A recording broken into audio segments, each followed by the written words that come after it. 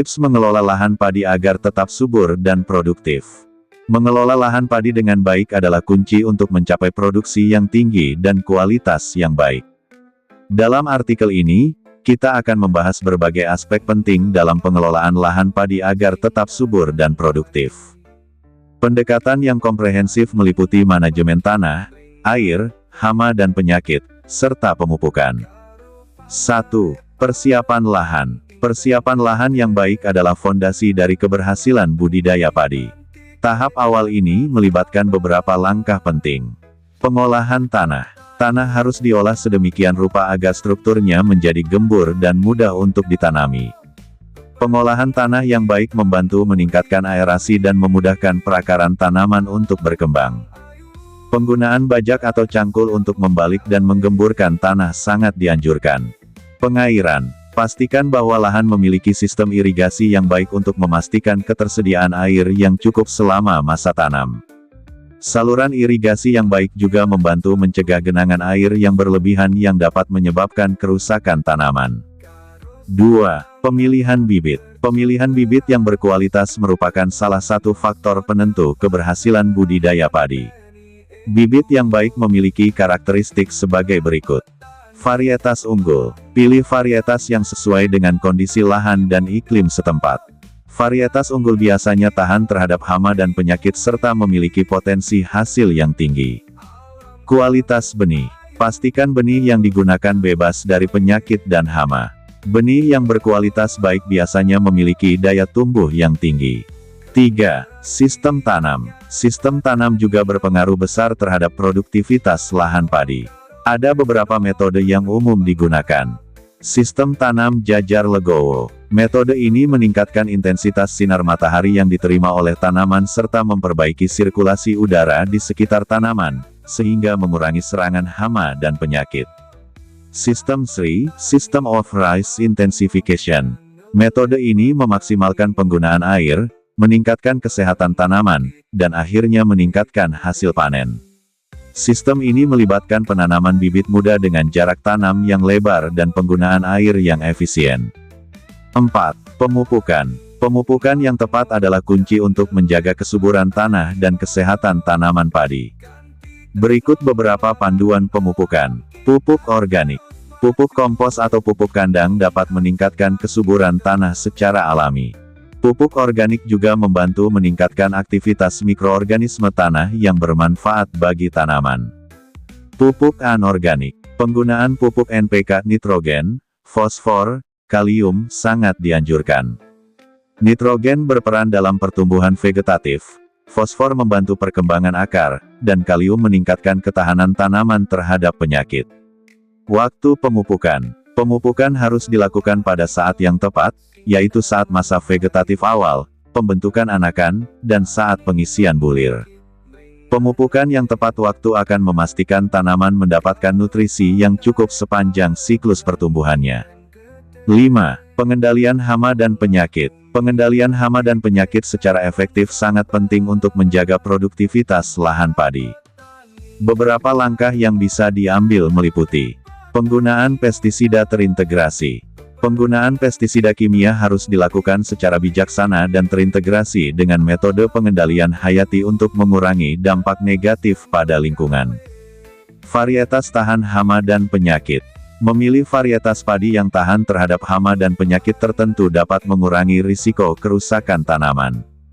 Pengelolaan tanaman sehat, menjaga kebersihan lahan, rotasi tanaman, dan penggunaan benih sehat adalah beberapa cara untuk mencegah serangan hama dan penyakit. 6. Pengelolaan air. Pengelolaan air yang baik sangat penting dalam budidaya padi. Beberapa hal yang perlu diperhatikan adalah irigasi terkendal, menyediakan air yang cukup selama fase pertumbuhan tanaman padi, namun juga menghindari genangan yang berlebihan. Pengelolaan drainase, memastikan saluran drainase berfungsi dengan baik untuk mencegah genangan air yang dapat merusak tanaman dan mengurangi kesuburan tanah. 7. Rotasi tanaman. Rotasi tanaman adalah praktik penting untuk menjaga kesuburan tanah dan mengurangi risiko serangan hama dan penyakit.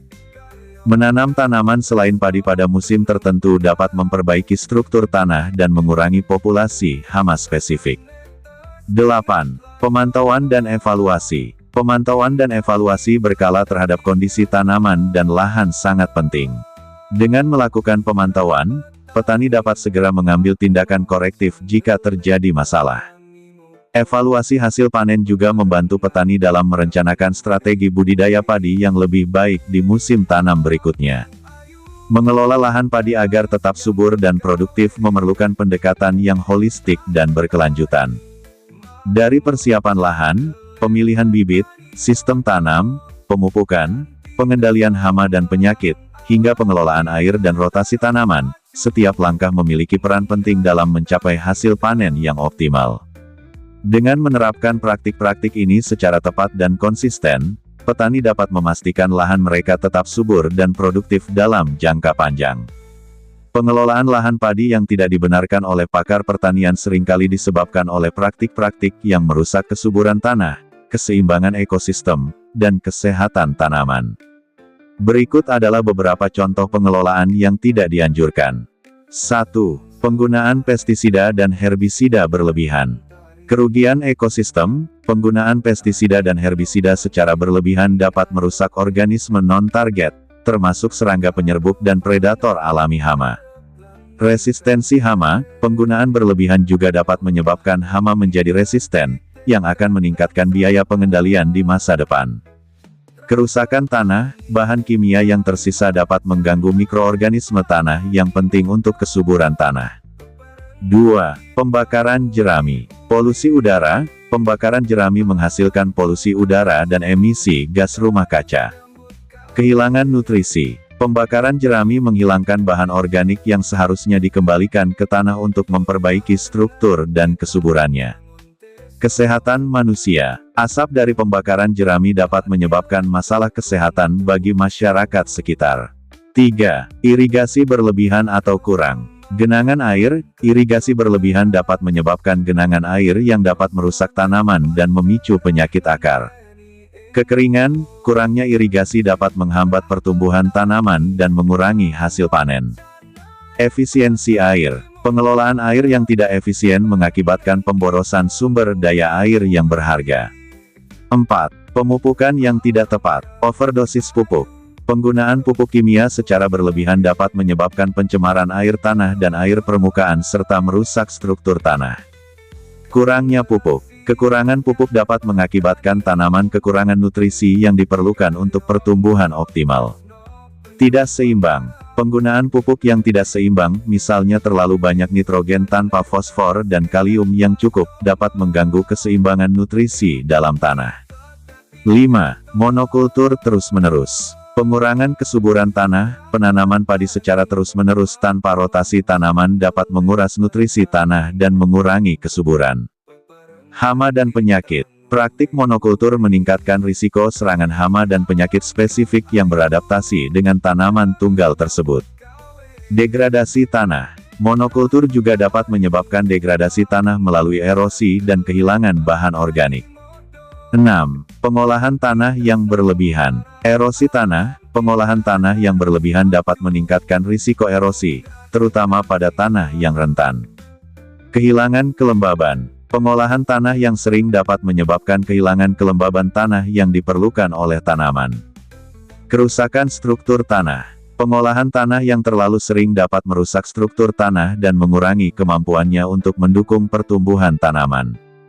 7. Penggunaan bibit yang tidak bersertifikat. Penurunan kualitas, bibit yang tidak bersertifikat seringkali tidak memiliki kualitas yang terjamin, yang dapat mengakibatkan pertumbuhan yang tidak optimal dan hasil panen yang rendah. Penyebaran penyakit, bibit yang tidak bersertifikat berisiko membawa penyakit yang dapat menyebar ke tanaman lain dan mengurangi produktivitas lahan. Praktik pengelolaan lahan padi yang tidak dibenarkan oleh pakar dapat merusak lingkungan, mengurangi kesuburan tanah, dan mengganggu keseimbangan ekosistem. Oleh karena itu, penting bagi petani untuk mengikuti rekomendasi dan praktik terbaik yang dianjurkan oleh para ahli pertanian untuk memastikan keberlanjutan dan produktivitas.